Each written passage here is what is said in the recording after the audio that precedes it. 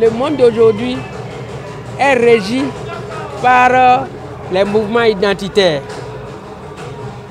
Bien que nous soyons dans la mondialisation, les gens ne sont pas à l'aise dans ce système planétaire.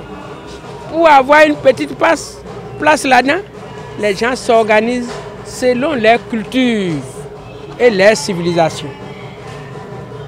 Donc ce que nous faisons ici, c'est pour pouvoir nous mieux organiser, pour mieux participer au mouvement planétaire de la mondialisation et du multilatéralisme. Parce que si tu ne t'organises pas et que tu vas te mêler avec les grands, ils vont te piétiner. Donc c'est ce que nous sommes en train de faire. Ça c'est le premier point ça.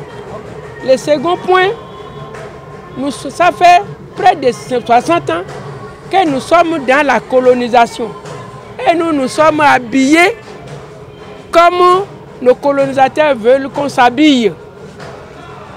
Et malheureusement, depuis 60 ans, en suivant cette voie, on n'a pas progressé.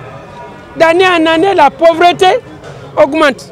D'année en année, le chômage des jeunes augmente. Donc le temps est venu pour que nous-mêmes nous repensions notre destin. Notre destin. Celui qui apporte les habits des autres, il ne sera rien. D'accord? Il ne sera rien. Donc pour que tu sois bien, il faut que tu portes tes propres habits. Les Européens nous ont tellement formatés mentalement, qu'ils nous ont mis dans l'esprit que nous ne valons rien et nous ne sommes rien. Or, pendant ce temps, à côté de nous ici, des gens se révoltent contre cette domination. L'État de Lagos vient d'annoncer que dans 2020, ils ne parleront plus anglais du tout. Dans l'État de Lagos. Il y a 4 mois, le Brésil vient d'annoncer que sa deuxième langue, c'est le Yoruba. Et nous, Yoruba du Bénin, on va rester insensibles à ces mouvements. Donc la seconde raison de ce que nous faisons ici, c'est de suivre le mouvement mondial en faveur de la promotion et de l'émergence de la civilisation Yoruba. Puis, troisième raison, lui, moi et vous, ma soeur, nos enfants n'habitent plus dans l'ère culturelle. Ils sont à l'étranger, mélangés avec les étrangers.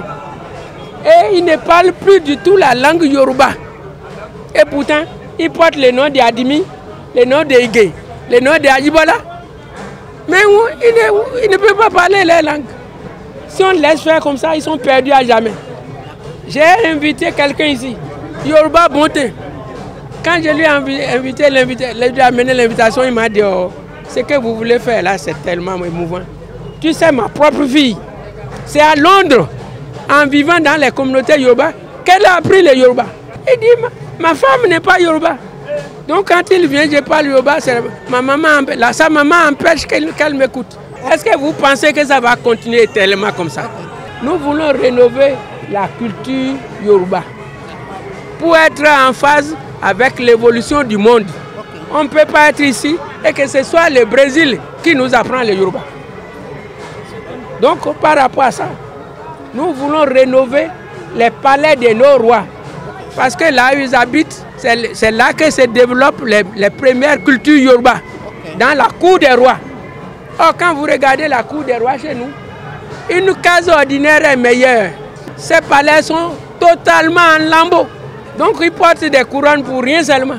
Donc on va rénover ces palais-là pour que si les étrangers arrivent, ils savent que nos rois vivent dans un cadre bien. C'était comme ça avant, hein, c'est la colonisation qui a détruit cela.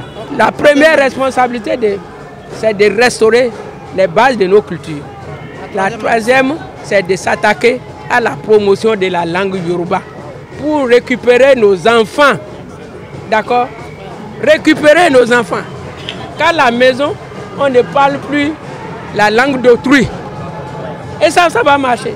On va créer des écoles privées avec internat qui vont avoir 2 programmes. Le programme scolaire béninois et un programme Yoruba. Pour que si les enfants sortent, ils aient 2 cultures. Et Si je ne mets pas, vous pouvez noter ça. D'ici 2020, vous verrez ces écoles-là apparaître. La troisième chose, nous voulons organiser des festivités ici où nous allons nous retrouver comme les les Toriwiwe, les Novicha, les quoi encore, les gens de Sabalou. Nous, on va se retrouver en Yoruba pour faire une fête nationale et surtout que notre culture est plus riche. Donc je ne fais pas de l'apologie de la culture Yoruba, mais si vous n'êtes pas fiers de ce que vous êtes, vous ne pouvez pas progresser. Les linguistes sont avec nous. On ne fait pas le choix d'une langue. On laisse tout le monde s'exprimer en sa langue. Les langues qui sont les plus progressistes vont émerger. Et les langues qui ont un fond culturel puissant vont émerger. Tiens, je vais vous dire une chose pour que vous voyez. La fille de Zissou Léonène, son mari qui fait fondation Zissou là, son mari est blanc. Elle vient d'avoir une fille. Vous savez comment elle l'appelle? Ayodele. Voilà. Vous voyez, non? Elle l'a baptisée Ayodele. Elle ne lui a pas donné Françoise. Donc ça veut dire que la culture là, elle est puissante.